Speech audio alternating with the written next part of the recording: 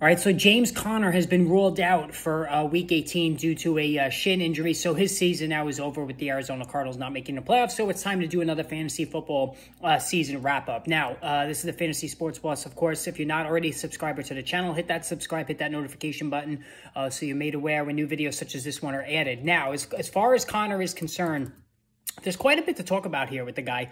And generally speaking, he actually turned out to be a very good investment. You know, his ADP was pretty generous for a running back who was the prospective starter and who was going to get the goal line work and who was going to get the majority of the carries, with Chase Edmonds having departed Arizona during the offseason to Miami on a 2-year contract, with just Keontae Ingram really behind him, the rookie. Conner was looked at as somebody who was probably going to get bell cow work as a running back, despite his history of injuries. And generally, Conner was good, but he, you know, before I get into the numbers, he was classified as like that boring veteran player that nobody really wants, but, you know, is sitting there in the 4th, 5th round. You're like, all right, James Conner is still there. I'll take him. That's where James Conner is now in his career.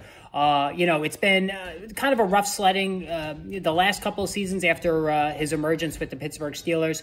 You know, last season, for instance, with Chase Edmonds getting a lot of work, certainly out of the backfield as a pass receiver, Conner averaged only 3.7 per carry, which is not a good average at all. 752 yards on the ground, but he scored 15 rushing touchdowns, which was just a massive number. And he turned out to be a league winner for a lot of teams because, again, his ADP was very generous, even more generous last year. And he scored 15 touchdowns on the ground. Now, as a receiver, Conner is also very underrated last year. 37 catches for 375 yards and 3 more touchdowns. So 18 total touchdowns for James Conner. He was fantastic last season in totality in terms of touchdowns, not so much the rushing average.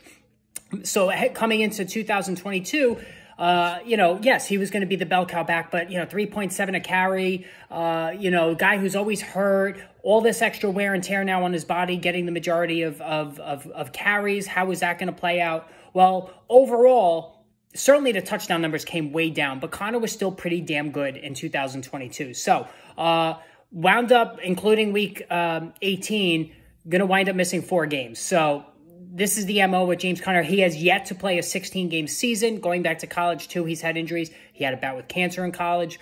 He's just not dependable physically. You'll never get a full season out of the guy.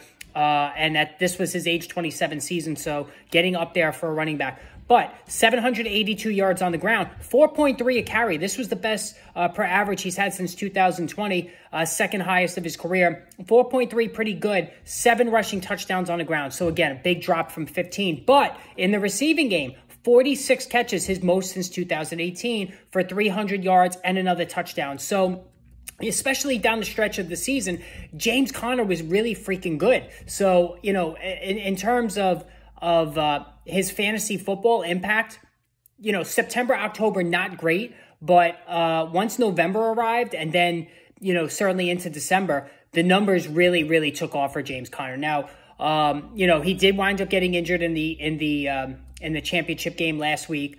But overall, you know, he helped get his owners to that championship game. So let me just pull this up real quick. So when it comes to his per game production, so, you know, he missed week 6, 7, and 8 with injury. And even prior to that, his week 1, 16 points, very good, but then 7, 8, 10, and then 7 points. So it was a really shit storm of a start to the season for him. Came back in week 9 with 11 fantasy points. But from week 10 on, these were his weekly point totals in fantasy PPR leagues: 23.6, 13.4. Okay, that was not so great. 21, 23.4, 18.10, 25, and then 14 in the championship when he went out injured. So only one 100-yard rushing game. That came back in week 12. But touchdown week 14, touchdown week 15, touchdown week 16. So down the stretch, James Conner really, he balled out for his owners. He did a fantastic job. Now, what are we looking at now for 2023? Here's the thing. He's going to be in his age 28 season. He turns 28 in May, and that is a very scary age for a running back.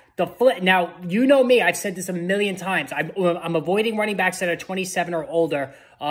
Firm rule, especially after I took a loss on Leonard Fournette, ignored that rule, and lost on Leonard Fournette in both my leagues. However, the one caveat with Conner is again, he's going to be a boring veteran that nobody's going to want. His ADP will slip once again to the 4th and 5th round. So yes, he'll be 28, but the Cardinals owe him $5 million guaranteed. They are going to use him liberally, especially around the goal line. So in standard leagues especially, Connor is a good value.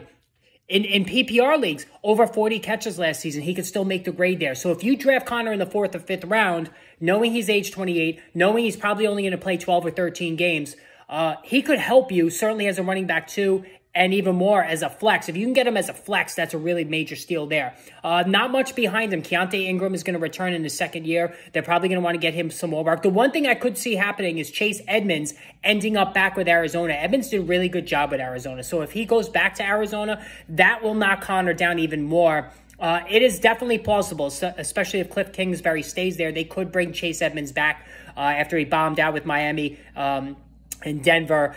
The system worked for Chase Edmonds. He did a good job there. You know, he caught a lot of passes. He was a 40-plus catch guy. He ran the ball pretty well, too. His per average was really good. Don't know what the problem was there in Miami, but he's a good fit for Arizona, so they could bring him back. But failing to do that, Connor with $5 million guaranteed is going to play. He's going to get the goal line work. He's going to catch 35 to 40 passes and rush for 700-plus yards. That works as a running back, too, even more as a flex. So, again, James Conner next season looks to be another affordable option, but the age is getting a little bit up there. All right, hit the subscribe, hit the notification button. More wrap-up videos on the way soon.